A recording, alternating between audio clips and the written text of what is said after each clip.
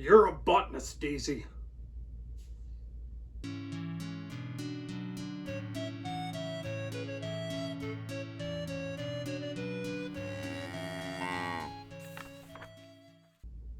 Hi everyone, I'm Jacob, I'm the CowHatLibrarian, and I've got a good one tonight. I stumbled onto it, I believe through school library journal, and placed a hold on it, and it came in the other day. And I'm quite excited to talk about it. It is Greenwild by Pari Thomson. As the story begins, it's just Daisy and her mom, out on the world together.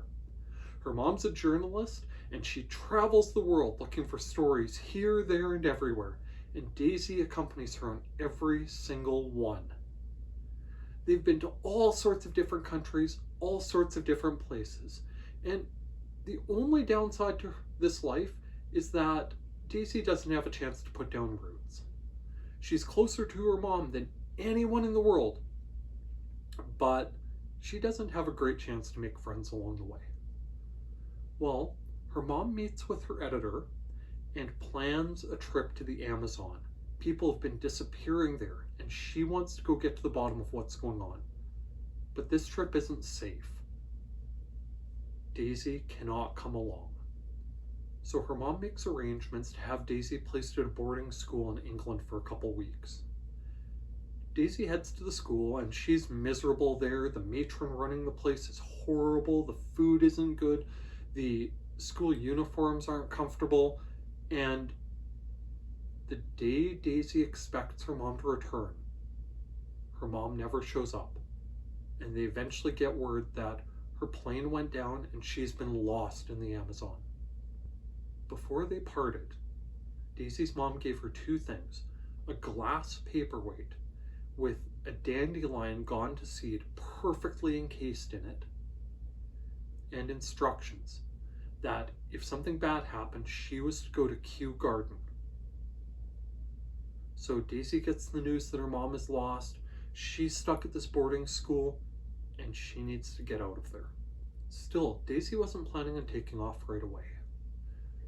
She was just a girl on her own. Her only friend at the moment is a cat that she nicknamed Napoleon, who hung around Kew Garden and apparently followed her, and she's been hiding from the matron and the other people at the boarding school. But then one day the matron tears through Daisy's stuff trying to find something, and later on Daisy hears her talking with someone about how the girl must have it on her. We'll get it from her, don't you worry. And Daisy knows that something bigger is happening, so she has to escape. She and Napoleon leave and they head towards Kew Gardens, and she runs into her mom's book editor, who also tries to come after her because she has something he wants.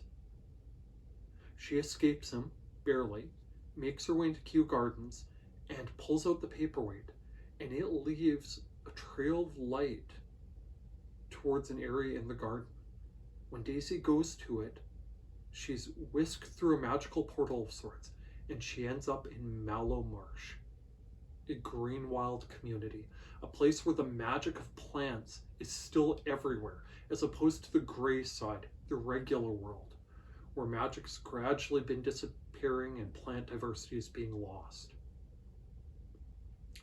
And she meets some people there. She meets Artemis, who's the commander, who's tied to the Heart of Oak, a great tree in the Mallow Marsh. She meets some kids her age, including the prof, someone nicknamed that because they're one of the smartest kids who's sure to go on to a magical academy if she places well enough in the exams. And Daisy gradually finds a life there. Daisy learns that people who have an affinity for botany, plant magic, can get into the Greenwild, and everyone assumes that she must have this affinity because her mother was a botanist, and they don't realize the circumstances that brought her here. Later on, when they find out about the paperweight, it turns out that it's a magical key of sorts that can let anyone access the Greenwild, regardless of whether they have magic or not. And suspicion starts falling on Daisy as to whether she's a spy sent from the outside to destroy this part of the Greenwild. It's good. Daisy's a likable character. Her relationship with her mom is absolutely delightful. The plant magic in the book is, on the whole, fairly fun. I liked it. It looks like there's going to be a sequel published in the near future, and so I'm looking forward to reading that one as well. It wasn't all roses, though. There are spoilers ahead, because I have to talk about the deal breaker, and it's a biggie. So here's the deal breaker. This is Harry Potter with some plants draped over it to make it look like something else. The amount of similarities between Harry Potter and Greenwild are just astounding. While I was reading the book, I was listing off the similarities one by one as I came to them to my wife. And she commented that it sounded like I could just about do a bingo card up of things from Harry Potter to see if this book hit bingo. I am convinced it would have hit multiple bingos and been well on its way to a total blackout. We have a main character who's descended from magic users but doesn't know she is.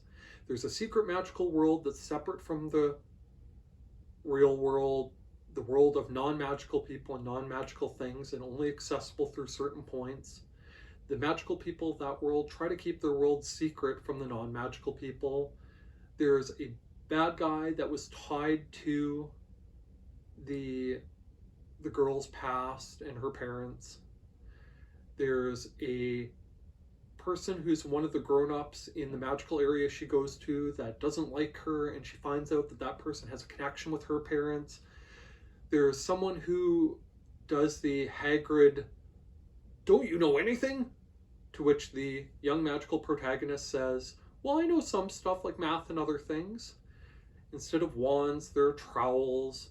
There's the know-it-all friend who's really, really good at magic and obsessed with exams and other stuff. There's the other friends that aren't quite as good but are super loyal and reliable.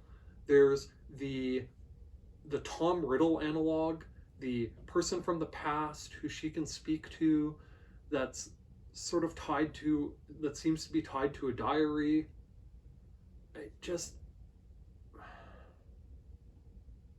Thomson wrote a good book, but it doesn't even try to not be Harry Potter. It's Harry Potter. It is. It's Harry Potter with a little bit of ivy in place of a scar. And that's disappointing because the characters were good. The idea of botany and plant magic is kind of fun, but it's Harry Potter. If you liked Harry Potter and you want more but in a different vein, this will be right up your alley, I guarantee it. But if you're not a fan of Harry Potter, there's not much here for you. That's the big litmus test. If you like Harry Potter, you'll like this. If you don't, try something else. You're not going to find anything here, I'm afraid. Still, I enjoyed it. I plan to check out the sequel, and I'll report back. We'll see whether Thomson can make this series its own thing, or whether it's going to continue being a Potter clone. With that, thanks for listening to me complain about how this is a off-brand Harry Potter. By all means, please like, please subscribe, and please check back and see what else I have to talk about from the Cow Hat Library. Thank you. Bye now.